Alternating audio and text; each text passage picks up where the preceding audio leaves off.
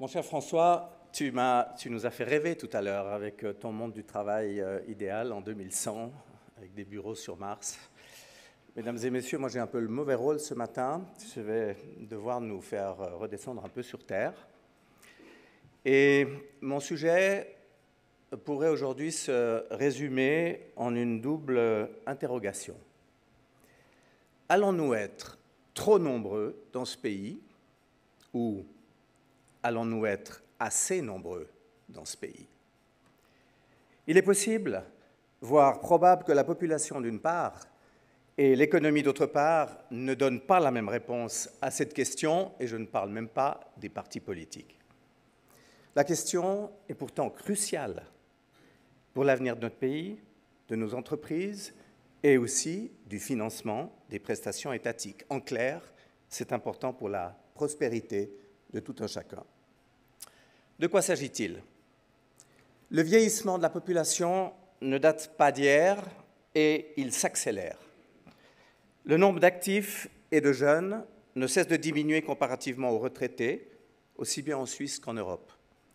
L'Amérique du Nord, puis la Chine, nous emboîteront le pas. Seul le continent africain fera exception. Le taux de fécondité est trop faible pour inverser la tendance. Dans notre pays, il est désormais inférieur à 1,5. Les couples helvétiques invoquent principalement le surmenage, mais aussi la crainte de ne pas pouvoir concilier vie familiale et vie professionnelle.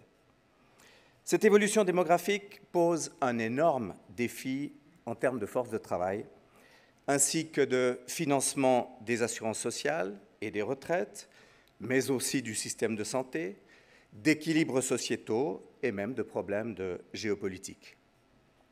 Économie Suisse a érigé l'évolution démographique et la pénurie de main-d'œuvre en thèmes absolument prioritaires, au même titre que les relations de la Suisse avec l'Union européenne.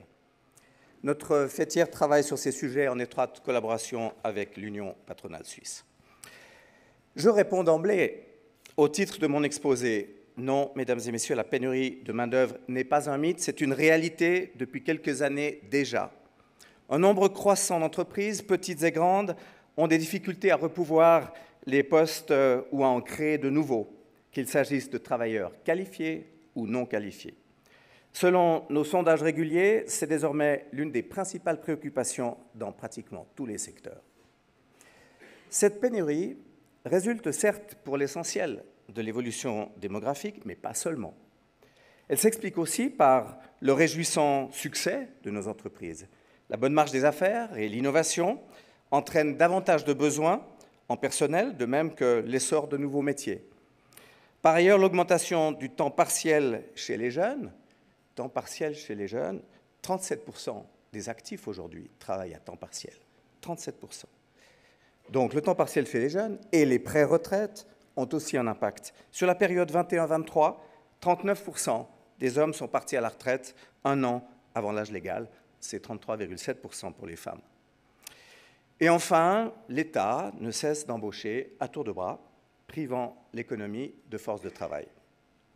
Et donc à court terme, l'accentuation ou l'atténuation de la pénurie de main-d'œuvre dépendra essentiellement de la marge des affaires. Mais à moyen terme et à long terme, la pénurie s'aggravera structurellement en raison de l'évolution démographique. Dans quelle mesure cette pénurie s'aggravera-t-elle? Il n'est pas aisé de faire des projections chiffrées et c'est plutôt dangereux par les temps qui courent. Économie Suisse et l'Union patronale suisse se sont basés prudemment sur le scénario démographique moyen de l'Office fédéral de la statistique. Résultat, d'ici 2034, mesdames et messieurs, pas 2040, 2034, l'offre nationale diminuera de près de 280 000 travailleurs à temps plein par rapport à aujourd'hui. Et de notre côté, près de 150 000 emplois à plein temps supplémentaires seraient nécessaires pour poursuivre le développement économique de ces dernières années, ceci évidemment dans l'hypothèse d'une augmentation linéaire de la productivité du travail. Et donc, en clair, en effet, il manquera environ 430 000 employés à plein temps en Suisse d'ici 10 ans, c'est un ordre de grandeur. Je ne donne pas ma tête à couper aux dizaines de mille employés. Ça pourrait être davantage. Les autorités politiques et les employeurs, privés et publics, peuvent et doivent agir pour réduire l'écart grandissant entre l'offre et la demande sur le marché du travail. L'Union patronale suisse a proposé un catalogue de mesures en avril de l'année dernière auquel Économie suisse s'est ralliée. Ce catalogue repose sur 3 axes principaux. 1. Une meilleure utilisation du potentiel de main-d'œuvre nationale. 2. Une augmentation de la productivité. Et 3. Le maintien à l'accès facilité de main-d'œuvre étrangère. Avant de passer en revue ces axes, j'aimerais d'emblée préciser pourquoi nous estimons que l'embauche de personnel étranger, résident et frontalier est et restera cruciale, mais ne peut être la seule voie de salut, et ceci pour 2 raisons. Premièrement, la guerre des talents au plan mondial va s'accentuer. Chaque place économique cherche à attirer les meilleurs. Le salaire et l'intérêt intrinsèque du poste jouent évidemment un rôle prépondérant, mais la qualité de vie aussi. Celle-ci repose notamment sur la facilité de trouver un logement, la qualité des filières de formation et des infrastructures, la sécurité, et oui, la fiscalité aussi. La Suisse est pas mal placée, mais nous devons rester vigilants. Deuxièmement, l'immigration doit être acceptée par la population. Cela ne va pas de soi, comme en témoigne l'essor des partis d'extrême droite en Europe. Certes, les critiques sont essentiellement à l'égard des requérants d'asile, mais la crainte de perte d'identité nationale est partagée dans des cercles plus larges. Et en Suisse, le peuple s'exprimera sur l'initiative de l'UDC, pas de Suisse à 10 millions d'habitants, peut-être déjà dans 1 an et demi. L'enjeu est de taille, car cette initiative demande ni plus ni moins de résilier l'accord sur la libre circulation des travailleurs, l'un des accords bilatéraux les plus importants pour nos entreprises. Vous résiliez, mesdames et messieurs, l'accord sur la libre circulation des travailleurs et vous pouvez fermer le CHUV. Certes, selon un très récent sondage, une nette majorité de la population soutient la voie bilatérale, alors que les négociations en cours avec l'Union européenne, ainsi que les négociations avec l'Union européenne. Nous ne pouvons pas pour autant nous reposer sur nos lauriers. Nos concitoyennes et concitoyens imputent en effet à l'immigration les embouteillages sur les routes, les trains bondés, la pénurie de logements à des prix abordables. Ils attendent des mesures concrètes et rapides. À défaut, l'issue du scrutin pourrait nous être défavorable et nous en avons déjà fait l'amère expérience en 2014 lors de l'acceptation de l'initiative contre l'immigration de masse. Pour les 2 raisons évoquées, il sera probablement plus difficile de combler les lacunes avec l'immigration nette, comme c'était le cas jusqu'ici. En clair, le nombre de travailleurs ne pourra vraisemblablement pas croître au même rythme que ces 20 dernières années. D'où l'importance d'agir aussi parallèlement sur les 2 autres leviers, sur lesquels il serait bon, sur lesquels il serait bon que les entreprises et peut-être surtout les politiques prennent maintenant leurs responsabilités. Commençons par celui qui porte sur une meilleure utilisation du potentiel de main-d'œuvre nationale. Mesdames et messieurs, nous ne pouvons pas obliger nos concitoyennes et concitoyens à faire davantage d'enfants. Mais nous pouvons améliorer l'intégration des actifs dans le marché du travail, en particulier les femmes et les plus de 55 ans. Cela implique de briser quelques tabous, aussi bien du côté politique que syndical et aussi du côté des employeurs. Flexibiliser le temps de travail. Le taux d'occupation en Suisse est nettement plus élevé qu'ailleurs, mais le temps de travail effectif pour un emploi à temps plein baisse depuis des années au profit du temps libre. Nous ne pouvons pas nous permettre de continuer ainsi. C'est pourquoi nous refusons toute proposition du type davantage de vacances et ou de jours de congés supplémentaires ou la fameuse semaine de travail de 4 jours. Nous travaillons, mesdames et messieurs, 14 jours de moins qu'il y a 10 ans. Les temps partiels ont augmenté, les jours de congés ont augmenté, on fait moins d'heures supplémentaires et l'absentéisme a augmenté. En revanche, il est nécessaire d'adapter la réglementation rigide du temps de travail au mode de vie actuel. Actuellement, répondre à un email le soir après avoir couché les enfants est illégal. Réviser la loi qui date pour l'essentiel des années 60, d'inspiration industrielle, est aussi bien dans l'intérêt des employeurs que du personnel. 2. Mieux concilier la vie familiale et la vie professionnelle. Nous devrons également agir pour réduire les longues interruptions de travail ou les réductions du taux d'activité des mères et des pères. Pourquoi et comment? En améliorant considérablement l'offre de garde externe des enfants à des prix abordables et en introduisant partout l'école à horaire continu. Il en coûtera quelque chose, mais c'est le prix à payer. La surréglementation dans le domaine des crèches a empêché jusqu'à présent l'émergence d'une offre adaptée et à un prix raisonnable. 3. Travailler plus doit être récompensé. Ouais, je sais, ça fait un peu Sarkozy des meilleures années. Mais pourtant, si nous offrons d'un manque de force de travail, c'est aussi parce qu'augmenter son taux d'activité est actuellement dissuasif. Au plan fiscal, en premier lieu, il s'agit de lisser la progressivité de l'impôt et d'introduire l'imposition individuelle des couples mariés. Heureusement, ça progresse aujourd'hui sous la coupole. Il faudrait aussi supprimer les effets de seuil qui font perdre aux bas revenus l'accès aux réductions de primes et aux bourses, par exemple. Bref, levons ces obstacles qui font que travailler davantage est trop peu rentable. 4. Travailler plus longtemps. Compte tenu de la pénurie de main-d'œuvre, il est dans l'intérêt même des employeurs d'encourager les personnes compétentes à travailler après 65 ans. Pourquoi pas à temps partiel, avec un cahier des charges aménagé, plutôt que de promouvoir les retraites anticipées. Des carrières, on les appelle en arc, avec un cahier des charges aménagé à partir de 60, de 61 ans, et peut-être jusqu'à 60, 67, 78 ans, j'en suis un excellent exemple. Cela présuppose cependant, mesdames et messieurs, que les employeurs donnent un signal clair déjà aux 55 ans et plus. Leurs compétences et leur expérience sont précieuses. Quant à la discussion sur l'augmentation de l'âge de la retraite, elle est déjà agendée. La grande réforme de l'AVS doit être présentée par le Conseil fédéral dans 2 ans.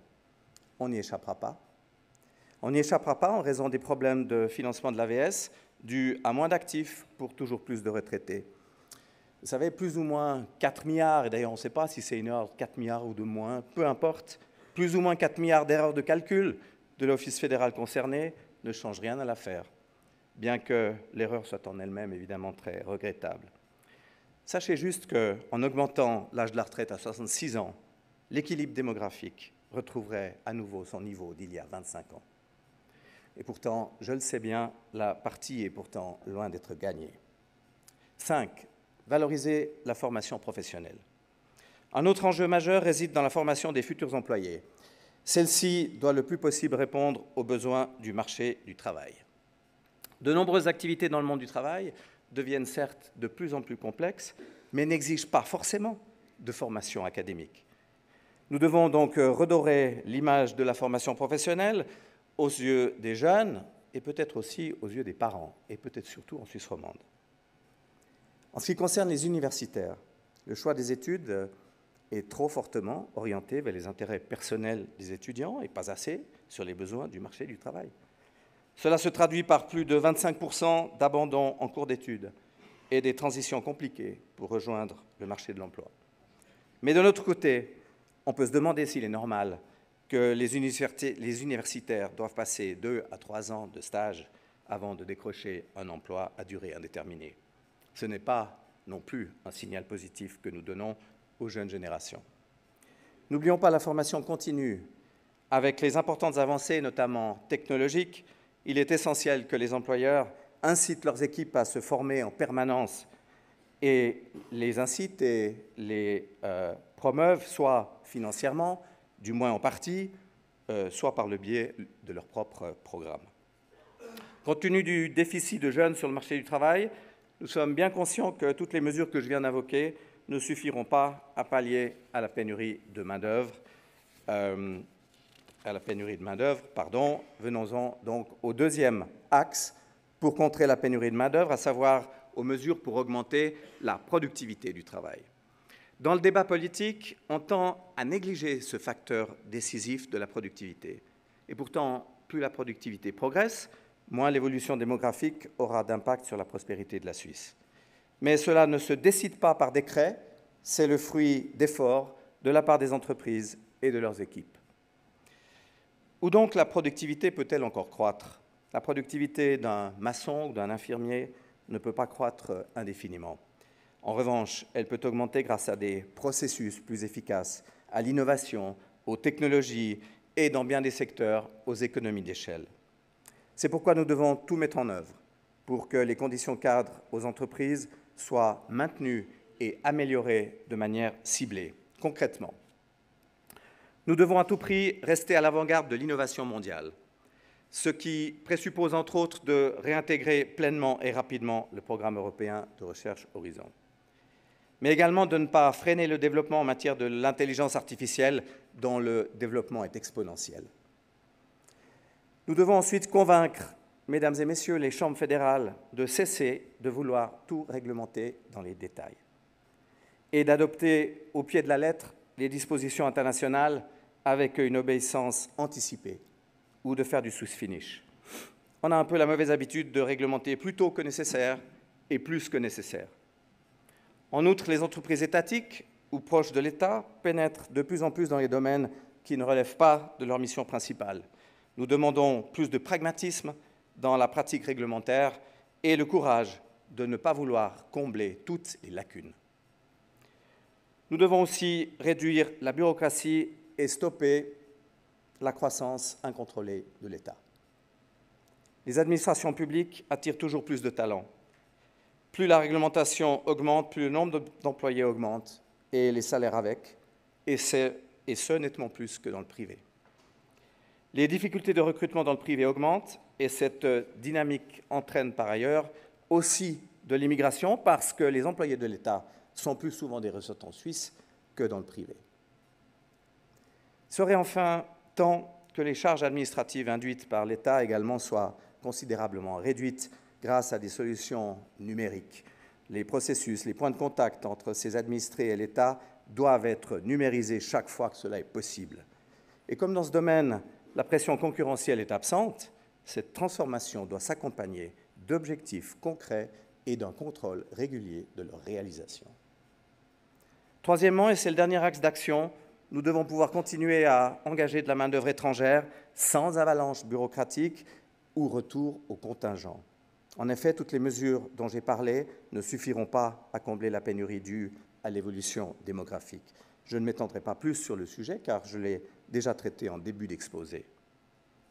Pour les nombreux patrons de PME présents dans cette salle, je le redis. La pénurie de main-d'œuvre est une réalité, ce n'est qu'un début, mais ce ne doit pas être une fatalité. Aussi bien les employeurs que les autorités politiques, mais aussi la population, doivent y mettre du leur. En résumé, l'offre de main-d'œuvre et le temps de travail diminuent et la demande devrait augmenter.